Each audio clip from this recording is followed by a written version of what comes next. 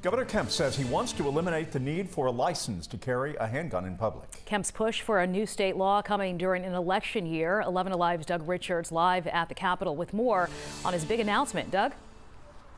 Some of us may remember in 2019 when Governor Kemp led conservatives in the legislature to pass a new restrictive abortion rights bill.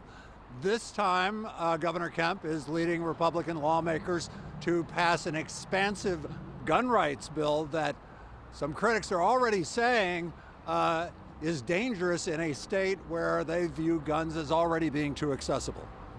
The governor of the great state of Georgia. Locked in a tough battle to win the Republican nomination for re-election this year, Governor Brian Kemp went to a firearms superstore in Smyrna to lobby for a conservative-backed gun bill known as constitutional carry. Historically, we've always passed bills usually when it's an election year.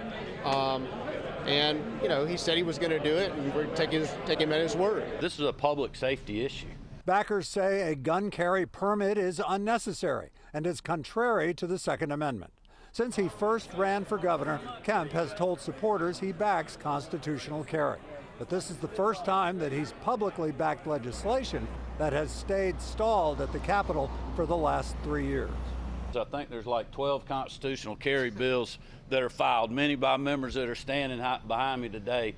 So, you know, we're going to work with them to perfect the legislation. Georgia has already some of the most lenient laws in the country when it comes to the Second Amendment and the right to carry firearms, whether it's permitted or not. James Woodall says constitutional carry won't make Georgians any safer. He says lawmakers should instead pass a bill to restrict the use of force by those who carry firearms. We also need to standardize use of force across the state of Georgia, and so what that looks like is making sure that people know that you have to de-escalate situations. You should not just be taking the law into your own hands and simply using a firearm and using violence simply because you can.